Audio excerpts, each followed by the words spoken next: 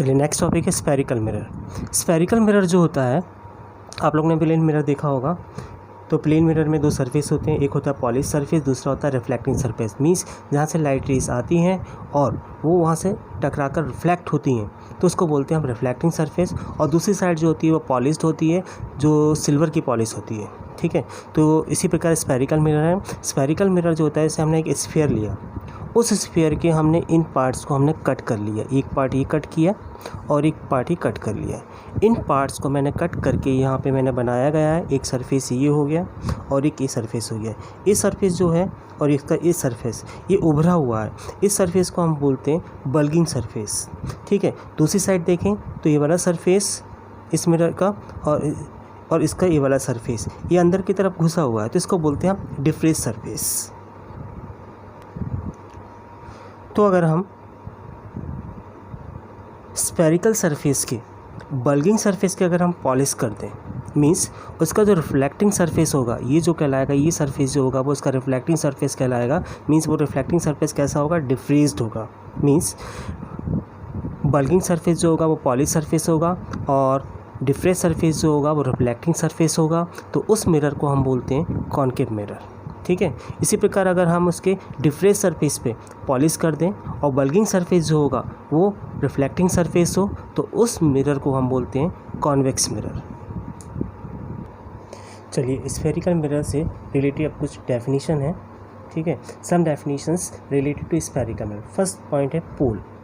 तो पोल इसमें क्या होता है, जो स्फेरिकल मिरर होता है, चाहे वो कॉनकेव मिरर हो या कॉन्वेक्स मिरर हो, तो उसका जो सेंटर पॉइंट होता है उसको बोलते हैं हम पोल। ठीक है, तो इसकी डेफिनेशन होगी the geometric centre of spherical mirror is called pole. Second point है सेंटर ऑफ कर्वेचर।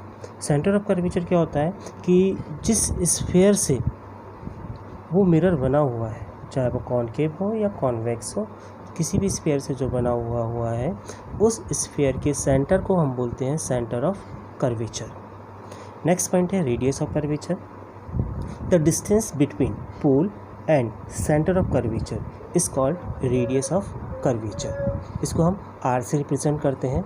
कुल मिला के ये है, जिस स्फीयर से वो कट होके जो बना हुआ है उस स्फीयर की रेडियस को हम बोलते हैं radius of curvature. Next definition है principal axis. The line joining P means pole and C means centre of curvature को मिलाने वाली जो लाइन होती है, मतलब the line joining P and C is called principal axis. ठीक है, इसको हम प्रिंसिपल एक्सिस को पी सी से रिप्रेजेंट करते हैं। ठीक है, नेक्स्ट है एपर्चर।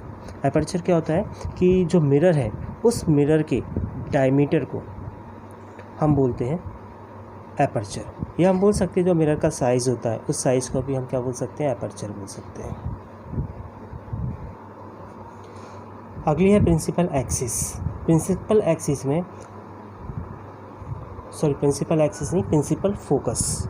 प्रिंसिपल फोकस क्या होता है कि जब लाइट रेज प्रिंसिपल एक्सिस के पैरेलल इंसिडेंट होती हैं और आफ्टर रिफ्लेक्शन वो जिस पॉइंट पे मीट करती हैं प्रिंसिपल एक्सिस पर, उस पॉइंट को हम बोलते हैं principal focus. That means the light rays incident parallel to the principal axis and after reflection they meet at a point on the principal axis. This point is called principal focus. It is denoted by capital F. जैसे इसमें देख रहे हैं, इसमें really intersect कर रही है, इसमें भी रिफ्लेक्ट हुई। ठीक है, तो यहाँ पे डाइवर्स हो गई, उनको हमने जब मिलाया तो इस पॉइंट पे वो इंटरसेक्ट करती हुई दिख रही है हमें, तो इस पॉइंट को बोलते हैं प्रिंसिपल फोकस। तो ये हो गया वर्चुअली और ये हो गया रियली। ठीक है, नेक्स्ट टॉपिक है फोकल लेंथ। तो फोकल लेंथ क्या है, the distance between P pole and F principal focus. इन दोनों के बीच के डिस्टेंस को हम बोलते हैं प्रिंसिपल मतलब फोकल लेंथ। ठीक है, okay. The distance between the pole and principal focus is called focal length and it is denoted by small f।